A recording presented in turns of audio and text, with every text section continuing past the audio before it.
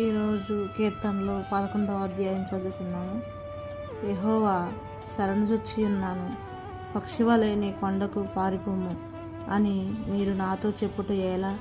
దుష్టులు విల్లెక్కు పెట్టి ఉన్నారు, చీకటిలో యథార్థ హృదయుల మీద వేయుటకై తమ బాణములు వారి యందు సంధించి ఉన్నారు.